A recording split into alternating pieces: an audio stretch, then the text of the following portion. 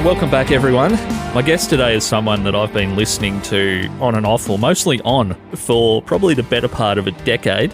And he would see some stats coming in from Australia on his podcast stats to let him know that there's people down here listening, and that I'm one of them. So I'm here with travel journalist, blogger, and the host of one of the best, or in my opinion, the best travel podcast of all time, the Amateur Traveller Podcast, Chris Christensen. Welcome to my old hands. Well, thank you. And I know, Chris, from having listened to him, that he probably not the biggest fan of the massive overblown intro, but I think that that's about as fair an intro as you deserve, mate. So there you go. Well, thank you. I appreciate that. So I wanted to start, Chris, maybe back before the podcast and the blog, around 2005-ish, and prior to that. How was travel part of your life before you started writing and speaking about it? So travel was something that I got a love from my parents.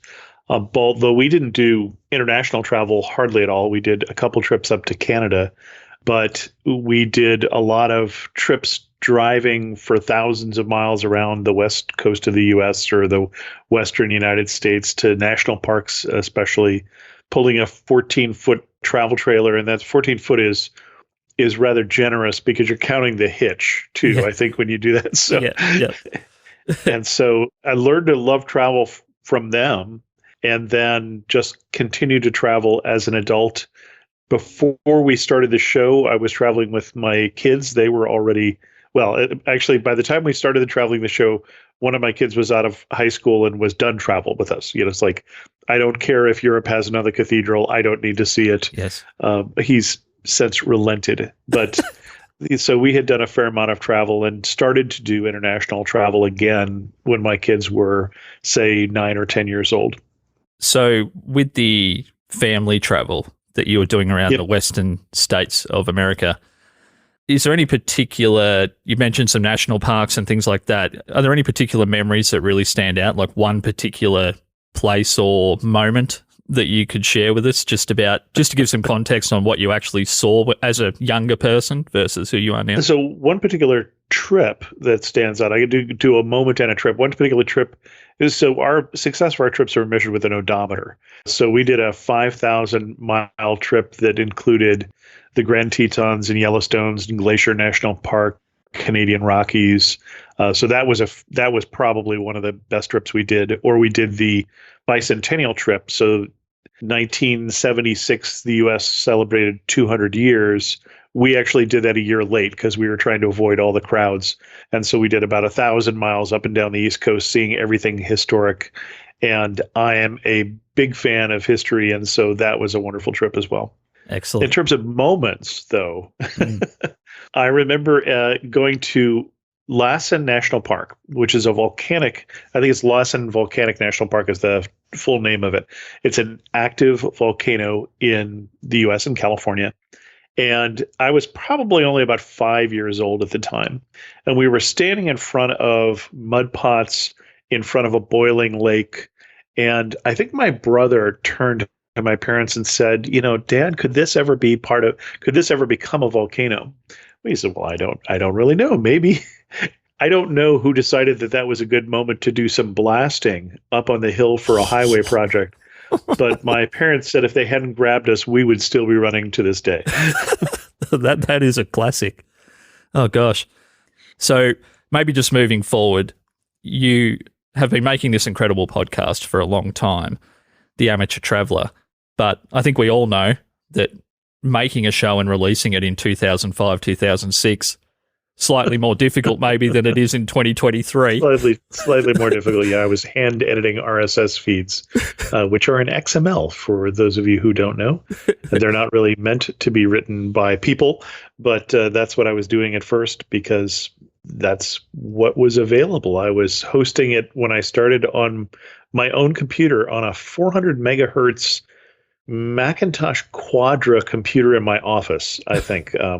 So the first time that Apple Podcast decided to highlight the show, it literally knocked my server right offline. It did all but catch fire.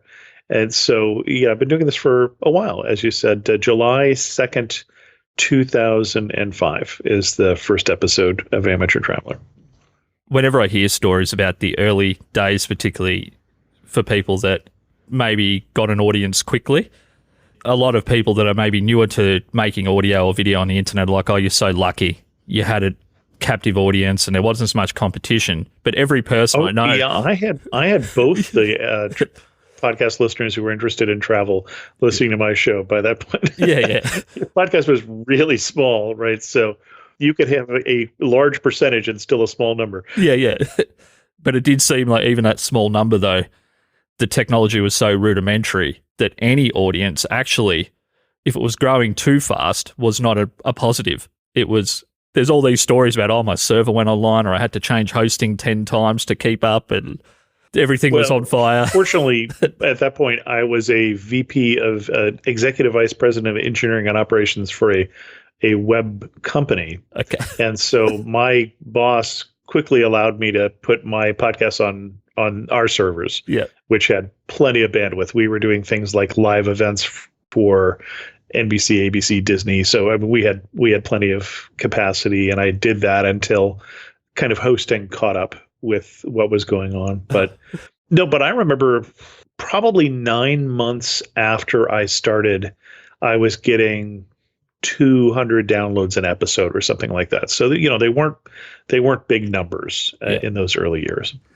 So one thing I've always been fascinated about with people that have managed to have lots of other voices, either on their podcast or their radio show or their video show or whatever, is there wasn't 30 different ways to contact a person or find potential guests and contributors in 2005. How were you finding people that you thought would bring value to your show when there's less chance of knowing, can they talk, can they tell a story, do they have anything to say? Were these other travelers you were meeting or other travel podcasters? Or Well, so first of all, when I started the show, it was not an interview show. The first episodes of the show, the second one of which was recorded, by the way, Australian connection, in a parking garage in Sydney, Australia. But in a rental car, just for isolation from the sound that would be going on in the hotel room. But it was about my travels. But I was working full time, so I was traveling 4 weeks a year and podcasting 48 weeks a year, and that math does not work. And so I was running out of travel stories, and I hadn't been to as many places at that point as I've been to now. I've been to, I don't know, 5 times, 6 times as many countries now, maybe 10 times as many countries. I'd have to go back and count them up, but quite a few more at this point. So if you go back to the earliest episodes, which are going to be a little hard to find, you'll find that a lot of the people who I had on first were friends. And so there were people that we would be having a conversation and they would tell me about what they were doing. And, Eric, who was teaching abroad in Czech Republic, came on the show, and Bernie, who's actually my manager, I'm still working with Bernie, was the first interview on the show talking about his first cruise experience. And so, you started with the people that you had, and then eventually people started pitching me, probably within the first year. In fact, I remember one of the best pitches I've ever gotten was when within the first 2 years of the show, someone who was a listener of the show said, I was just in Tonga and I was swimming with whales, and I brought a hydrophone along and recorded whale song. Is this something that would be of any interest? Yeah. Yes. I think yes, so. It would. So I think when I first heard your name, Chris, it would have been maybe through Dave Jackson, potentially back in maybe 2013. Podcasting. Yep. Okay. Or Elsie Escobar, one of the two at the time, when I was first investigating how I could maybe, grow my show and get a little bit better myself. And I think I just started listening from then. I didn't go back quite as much because you already had so much catalog. I was like, oh gosh, I could just get lost forever in that. But I think I rediscovered the show and some of the back catalog when I searched Newfoundland in Canada, and I found an episode that you'd done from that. And then I started working my way forward, mostly because I'm completely fascinated with Canada. And I understand if you guys were doing an odometer rating on your trips while you went to Canada first, just to clock up those miles. Right. But I'm assuming because you've got just such a wealth of content through that back catalogue that when you're getting feedback from people, it could be from things that you haven't were released a decade ago or more than a decade ago. And then in those moments, if you really want to give someone a detailed answer or even any kind of answer, do you have to go back and listen to a bit of it, or have you got notes, or how do you handle, because your catalog is so big? No, I've never had to go back and listen to a show to give someone an answer. But often it's the kind of feedback I get is, hey, I was just listening to that show and you got this wrong, or hey, I thought you'd be interested in an update, or we just went there and thanks for that episode. It really helped us plan our trip. It doesn't tend to be, a trivia question or something you need to do studying for. I also tend to have a fairly retentive memory. Yes. So, but 18 years is a long time. I have noticed your incredible memory in my listening for detail. I guess more specifically, the type of questions I was thinking you might get are, would you still recommend that path of travel, or would you still recommend the things that your guest mentioned versus maybe other things you've experienced yourself having been to those places? Don't tend to get that question. For one thing, what I'm really doing most of the time, as you said, is bringing someone else's recommendation. So at least half the shows, I don't know what percentage of the shows, it's got to be more than that, I haven't been to the destination, right? I've never been there, or I've been there since we did that episode because I was inspired to go there. So yes. I'm not necessarily the expert. And so quite often people are saying, I've got a question for Eric, who is doing that episode. Can you send through my email or send me his email or something like that? And that's more appropriate given that they were the expert I brought on. So one thing, and it's probably over my time listening to your show and just following you in different places, and I don't want to use a cliched radio bit. Not in a creepy way. No. There's, and I say it a lot in the Australian radio business, and it's just for the lack of a better expression, you have a generosity of spirit with your guests that you really allow them to take your platform essentially for an episode or even multiples if it's things like the World Heritage Sites, and you're freely allowing them to lay out what they feel about a place. The funny thing is, I had a radio consultant, someone who is a terrestrial radio consultant, contact me and tell me I was doing it all wrong. Because the way you should be doing it, he said, is it's got to be much more about you. You're the personality. It's got to be about you. You've got to talk more. You shouldn't go for more than 2 minutes without, taking control of the conversation. Yeah, it is not what I do. No. For me, it's not about me. It's not even about my guest. It's about your trip, right? Can we give you information that is useful for you for your trip? Which means that sometimes I turn down very interesting pitches, but pitches that no one else wants to do that trip, right? We're not talking about, I've had people pitch me, hey, I just rode a skateboard across the United States. Wouldn't you love to have me on your show? It's like, no. Yeah. Because no one else wants to do that trip. Yeah. Or, 3 other people want to do that trip. So we tend to focus on practical trips, and we tend to focus on what you can do. But that also means we're not focusing on me. One thing you do as well as anyone that I've listened to is your interjections are, well, they're always polite and well-timed. But that is not the feedback. Really? Well, I think that they are. I definitely have gotten feedback that I am, it's a mixture. Obviously, there's people who love the show, people who are not just fans, but supportive and, wonderful listeners. I've been on trips with them, things like that. But, some of the reviews are definitely, you are way too sarcastic. You're so rude. Okay. Because you correct somebody. And, it's true that there are times that I need to say, hang on a second. Clarification. It will clarify, but so there's sometimes I need to correct. I did have a guest who said that when we were talking about Chicago, that, underneath the field in this university in Chicago is where they blew up the first atomic bomb. And That is not true. It turns out that is where they had the first nuclear pile. Yeah. And Okay. they're subtly different, but very important if you happen to live anywhere near that university. Yes. And so I, will correct things occasionally. And sometimes I'll edit things out. It just kind of depends on the conversation. Yeah. But I definitely have had people who find that incredibly rude. Okay. So they're not my listeners, obviously. Some context from a generally shy Australian person. And we are very put off by any kind of rudeness as a culture. I don't know, you may be aware of this, that rudeness or forthrightness can sometimes put us a bit on edge. We'd prefer you kind of came at a comment sideways. I actually appreciate that you don't let it get 4 or 5 lots of clarification or lack thereof down the track, and then you go back, oh, can we clarify this, and then this, and then this, and then this, and it feels like a listicle. You're just pulling people up as you go, and I think it helps because, for example, going back to the Newfoundland expedition, there was a few times where the guest was, and she was amazing, and it makes me want to go there even more, but she jumped from coast to coast a couple of times and south to north and over a part of the island. And it kind of, if you were trying to map that out in your head, think, oh, that's a sensible path, she was just going off enthusiasm and excitement at different times. Sure, yeah.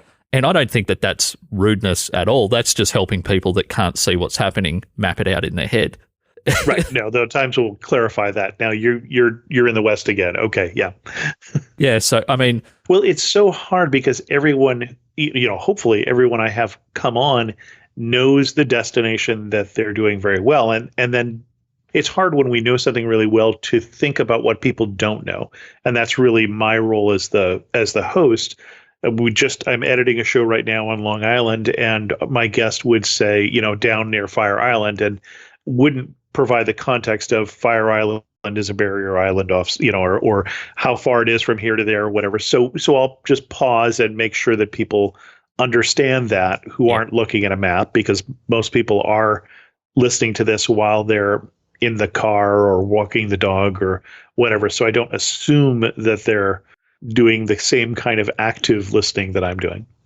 And it's fascinating that this topic's come up because I wasn't even remotely thinking we would talk about something about the show like this. But one thing that I have noticed, and if we use a book that's contentious in the travel space, maybe like Vagabonding, because I can see that it's got thousands and thousands of reviews from people, they say one of two things. This is too esoteric and heartfelt and poetic at times. Like it's not practical and helpful enough. And then the complete opposite review will be right below it on Audible or Amazon, and it will say, this is just a guidebook repackaged. This is just a step-by-step how to prepare for a trip. So how do you, as someone that has a sizable and loyal audience, and I'm assuming in travel there's also some churn element because people want to find out about one specific location or country, how do you get that balance right of, we want this to be practical and helpful, but we also want it to make travel exciting and not feel like an obligation to people that it's just a list to check off? Is that a hard balance, I guess, is what I'm getting at? Well, you tell me. That's obviously in the eyes of the listener or the ears of the listener in this case. But what I'm trying to do, which is really all I can tell you, is I'm trying to, even if we're talking about, so we did a show on Central Australia recently. That was awesome. I want to go to Central Australia now, even more than I did before.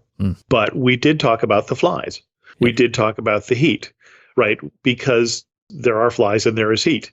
But we invited someone, who loved it, right? Who has been back multiple times, who I think has a contagious love for the destination. And I think that is a consistent theme. We did one episode of the show that I can think of that was a misadventure in Siberia. And it was not something that I found I really want to do so much. I'd rather have someone telling me that they love this destination, you'll love it too, but you should know these things, than talk about all of the things that went wrong on a trip. That's just not what we do. So I did it that one time and it's like, no, I don't need to do that again. Yeah, because for the lack of, once again, a better term, it's not disaster kind of travel porn, for the lack of a better term, and it's also not a travel brochure. No, it's not that. Yeah, one of my rules is I don't have on PR people. Yes, which I as deeply almost appreciate as a listener. I have people on who loved it, but I don't have people on who were paid to tell me they loved it. Yes, which gives it a real sense of this is what you'll experience more likely, right, or not as an actual traveler. So right. Well, it's also harder for the PR person when I'm asking, what restaurant we should go to, and they've got 20 different people that they're going to offend if they name this one. They've got stakeholders. It's just harder for them to do that format. So I've had a couple on who I knew already and I knew could be straightforward, but as a rule, I don't. I think this makes me think of an episode of my favorite travel thing, I guess, piece of media or content. I hate the word content. Okay. I won't call it that, or whatever you would like to call it. It's a show called Departures, and it was by three Canadian gentlemen in about 2008 to 2010. And they went to Ascension Island and had a very complicated trip with some things that were happening back at home with relationships, and also the fact that they couldn't get money there and that nothing was open, and they were up on the top of a mountain in this building that they were staying in, and it took forever to get back down to the town, and then things kept not being open at all when they went there. And I think it's the one episode that stands out to me because through all of that, what you could see as complication, they still look like they were having the time of their lives. And it was almost the adversity of some of those moments that built not just the suspense for the episode itself, but you could tell that they were memories, because I've spoken to Scott, the main host, and he said that's one of the episodes that people reference the most, and it's some of the most endearing memories they have from anywhere that they went was because there was challenges. It wasn't just smooth sailing like they were sitting on a beach at a resort. Well, and we while I don't do that format, one of my favorite episodes of the late Anthony Bourdain's show, or one of his shows, I guess he had a couple different ones, was the show he did on Lebanon. It was quite memorable, but it's not the show we do. No. And not every show has to go into that level of... Right. I think that sometimes we confuse transparency and authenticity. Not everyone has to be that transparent about everything to still be authentic. Right. And that's what you do. You're authentically interested in the guests' stories about a place, not so much about building an itinerary that people can reference later, which that's probably, honestly, Chris, my favorite thing about your show is that some places, obviously we only have so much time, we can't go everywhere. Right. I feel like I have traveled in my mind to some places that I may not have in my list of that I'm definitely going there in my lifetime. Oh, I definitely have shows that I listen to and think that was a great show. Yep. I'm not going there. Yeah. Which is great. That place is not for me. Yeah. And that's okay. And I'm sure that my listeners will have that as well. I definitely have people who say, well, you've got to do more domestic destinations because that's what I'm interested in, or you have to do more exotic destinations because that's when, there's a variety of interests, especially in a fairly generic category where I'm not doing just RV travel or not doing just beach travel or not doing, just Australia travel or something like that. You can't like every episode. No. Or you might like every episode, but you can't like every destination necessarily. Yeah. So this is great that we've gone here because someone like yourself that's built a great audience and maintained that and have this fantastic show that's managed to survive and thrive all these years. What stock do you put in feedback from your audience versus your own instincts? And take that question however you'd like. I'm not looking for you to throw anyone under the bus necessarily, but as someone that knows how to do it, how do you take those specific bits of feedback? You need to be doing this. I listen to feedback, but I definitely am set in my ways at this point. There's no question about that. But I mean, you think about it, sometimes I'll get the pitch, for instance, that I know you've done the same thing for 18 years, but for one episode, you should do something very, very different. It's like, that's not what I do. Yeah. I've made a decision. I like what I'm doing. Some people are finding it useful. What you're saying is probably a great pitch. It's just not my pitch. Yeah. And we'll get the same thing from, people Do I try and be less sarcastic after people, write me and tell me I'm sarcastic or review the show and say that? I could try. Yeah. But there's some things you can't change about yourself when you're, at my age of 62. Yes. You're a little set in your ways. Yes. Well, firstly, we're on video here for everyone that's only been able to hear this by audio. You're a very young 62, so let's get that out of the way. Well, thank you. Thank you. Also, an expression like set in my ways, at least in the Australian culture, that might be seen as almost pejorative. But to me, it feels like you're just confident in what you've done and the format you've established and the fact that you like it. Like, I like this. So as much as I appreciate the feedback, right, I'm going to keep doing this because it's what I feel I'm good at and I like it. Well, honestly, I think about there are things that people are recommending that I like the idea, but they're just not for this show. And when I retire, which is coming up sooner rather than later, will I start another travel show with a different format? I've thought about it. Because for 10 years, I did This Week in Travel with Gary Arndt and Jen Sorry, Leo. I should have mentioned that. I'm sorry. That's another great one I listened to. That's all right. I stopped participating in that in 2019, 10 years in. 2020, during the pandemic. And then they carried on for, I think, about 6 months before they stopped the show. I liked that discussion of travel part of that show. We also did a news portion, which I don't think I would do because it locks you in to a current date, and that makes it much more dated very quickly. Yep. But I did like the, hey, 1 week we're talking about budget travel in Europe, and the next week we're talking about train travel, and that sort of topical approach. It's a different type of show, but I would also enjoy doing that show too. So, will I eventually get back to doing 4 podcasts like I was doing at one time?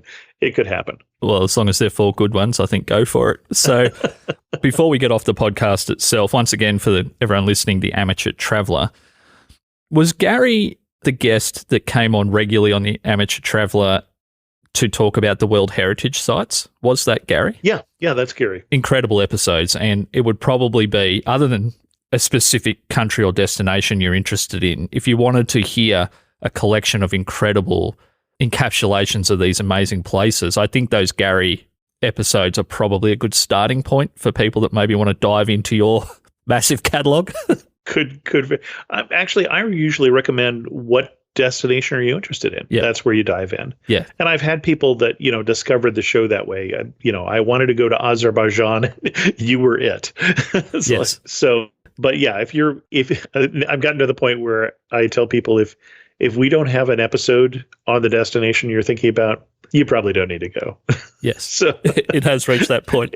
It's not really true, because I know there are holes and there are people pitching me. I just had a pitch this week that I've been trying to get somebody to come and talk about the Channel Islands between England and France for years, and had somebody finally pitch me Jersey. Okay. And it's like, yes.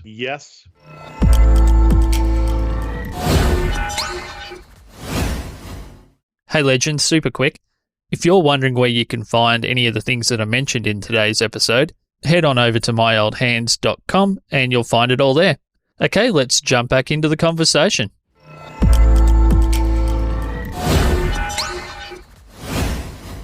So I wanted to talk about less maybe what you've created, Chris, and maybe more about yourself for a second.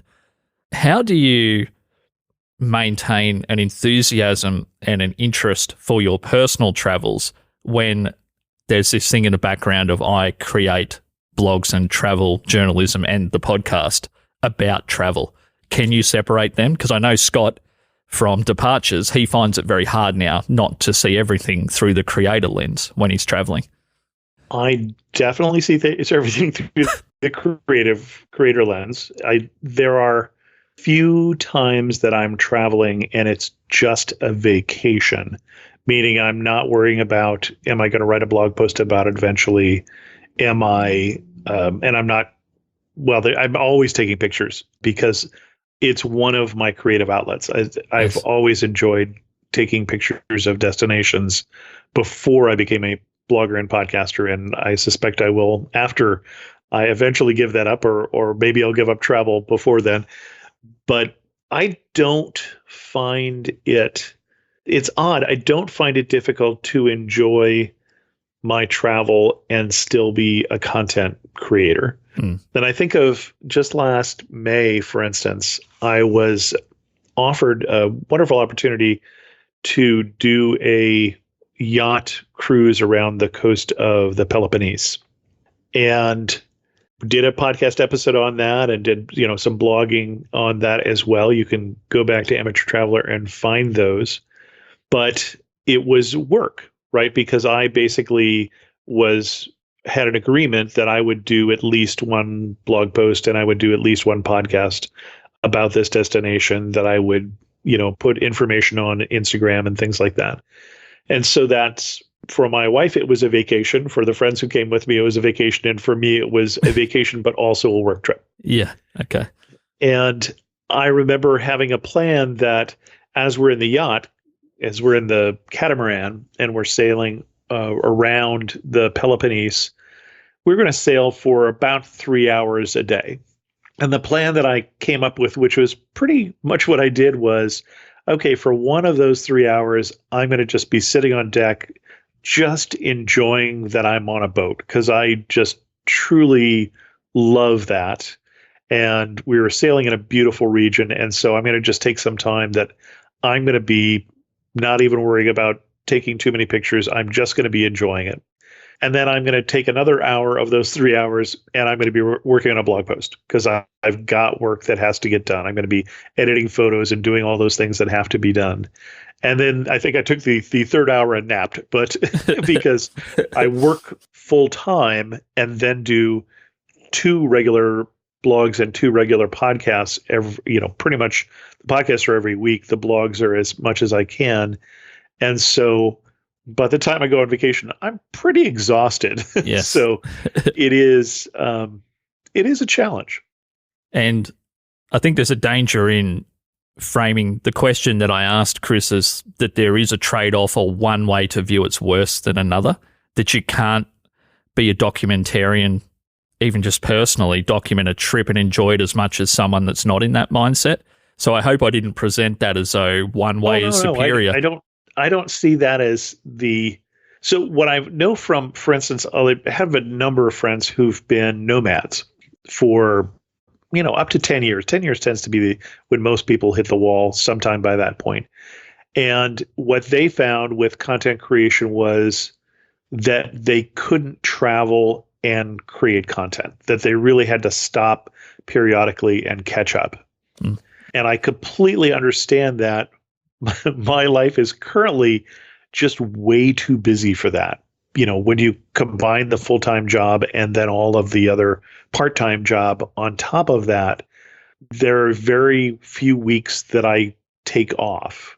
And so even if I'm traveling, I am quite possibly working on a blog post at the same time, not necessarily even the one on the destination I'm at. Yeah. I may be catching up with one that I owe myself or that I owe somebody else, from before then. So it is a challenge. It is absolutely a challenge. It's just fascinating. And so in your community, and this brings up one last question I have, and it's something I've always wondered. There seems to be a playfulness around, like between people I've seen interact of, oh yeah, that stuff sounds really cool, but you really should come to my hometown because we have this and this and this. And that must be kind of like enjoyable to see people actually talking in amongst themselves sometimes. I mean, and not that these conversations are happening on every platform all day, every day, right. But I have seen those little interactions of, oh, that was fantastic, but you probably could have gone sideways to here and then to there. And there are so many wonderful places to go. That is my current belief and attitude. Is I've enjoyed. People say, well, what have you not enjoyed? And I'm stumped by that question, honestly. Except for Rock Springs, Wyoming, which was a little creepy. But other than that, every other place I've been. But I just, there are places that I love more in every state. Yes. And I've been to all the states in the U.S. and, are working my way through countries. But excellent. So one last and very selfish question. Will there be another Newfoundland, Canada episode at all in the future, just for Josh? Yes, actually within the next month. Oh, okay. Well, that's unbelievable. I'm currently scheduling, and I don't know if we've quite picked a date yet, but Chris Marshall, who was on the show most recently doing a show on Istanbul, I think actually his wife may be leading the episode they were doing. She's at least the one I'm coordinating with, or it might be both of them, because they spent a month in Newfoundland and Labrador last summer, because they're Canadians, and so they're going to come on the show and talk about what they would recommend there. Well, that's amazing, because 2025, middle of the year, because I don't know, now that I'm older, I'm built for the Canadian winter.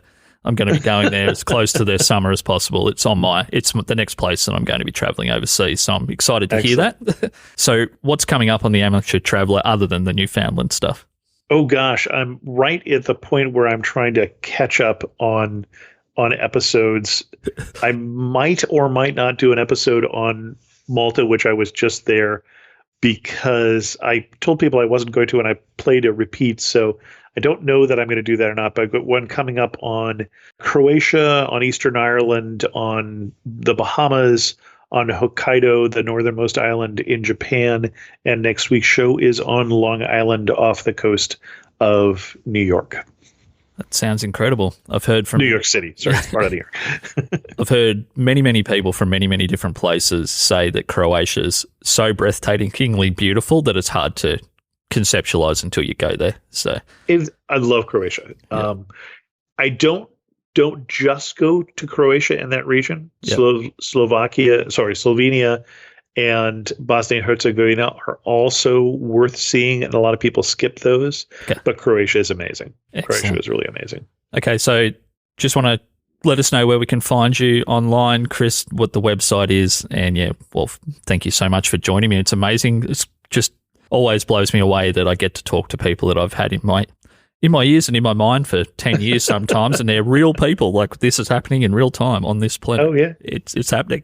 So yeah, you can find me at amateurtraveler.com. Be aware that in the U.S., we spell traveler with one L instead of two. Yep. If you're coming to us from someplace that still speaks the King's English.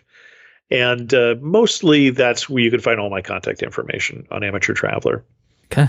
Very good. Well, thank you, Chris. Thanks so much for making the time. And I'll be checking out that Newfoundland stuff for sure. Excellent.